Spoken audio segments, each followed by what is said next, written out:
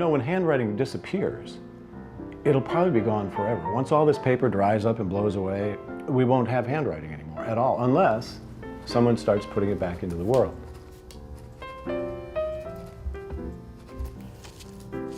My name's Randy Osborne. I'm a journalist and have been for about 30-some years. I wanted to do something literary, something that had to do with communication. The mailman is friendly and helpful. Almost everybody likes him, for almost everybody likes to get mail. The Letter a Day Project is a project under which I am going to write a letter a day to anyone who asks in all of 2013 and beyond. And figured I would launch it, of course, on January 1st. Then I just started telling people and blogging about it, and some people told other people, and then sort of like when you light a match to something and you can tell whether it's going to burn, this kind of exploded. We can use the magic of writing to send our thoughts to friends in any part of the world. This one's from Atlanta, France, West Hartford, Connecticut, Cheyenne, Wyoming, Chicago, Illinois, Central Point, Oregon, Oman and Qatar, Lincoln, Nebraska. At about the end of March, I had more than 400. So far, I have them from 28 states and 17 countries outside the United States.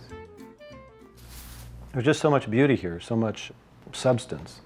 Almost all of these letters talk about things that are personal to folks, you know.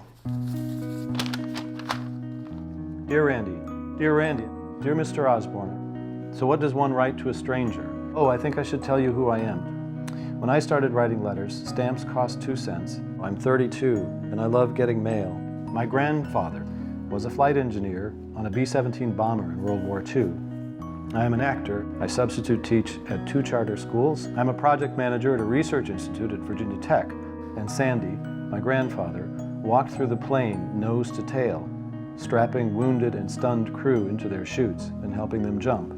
Did you know that kids don't even learn cursive any longer? It's progress, but it also seems a shame. He's been an awfully good cat. Best I've ever had. Damn American food, I gained so much weight in the last 2 years. I just got to marry my best friend. I am in a long-distance relationship, and it's just not working out, and I hate my job. We are happy together, and when I'm not working, we spend our life pretty quietly. Sandy made it through the machine gun fire to land and be captured immediately. There's more. Time in a POW camp, taking part in the Black March, escape. I consider myself lucky. I'm one of the women who did not go crawling back for more abuse. When I opened the envelope, I recognized your handwriting from Facebook. I knew it was you, and it made me really happy. I know that a letter from someone who cares, even if they are far away, can bring hope to a person in a bad situation. This is a great project, and I'm happy to be a part of it. Thanks. And that's very gratifying to me, to get those kinds of letters.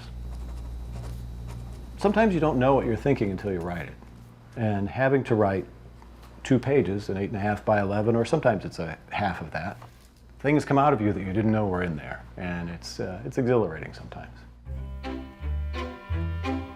writing to you under rather unusual conditions. Specifically, a man has lights set up in my dining room and is videotaping everything that happens.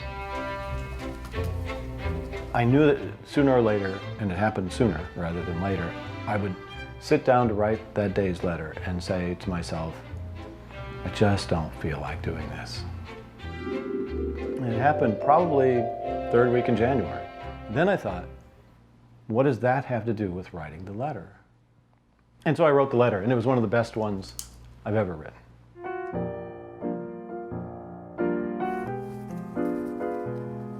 I think probably there are folks out there who think this is mildly insane. You need anchors in your life, and this provides at least a daily anchor for me. It's something that I can't imagine stopping. Even if my requests were to dry up, I'd probably still keep doing it, just to be doing it. Today was fairly ordinary otherwise. I performed my usual day job routines, ate my nearly ritualistic pint of Greek yogurt for lunch, and failed to get my walk around the neighborhood because I was waiting for the guy from the TV station to appear. It's different from the other writing that I do, but that's part of what makes it so gratifying. Even with the video camera rolling, and maybe especially so, one doesn't know and can't know what will be born and how it will go. No matter what happens, we're making some kind of personal connection that wouldn't otherwise have been made, and especially not in this way.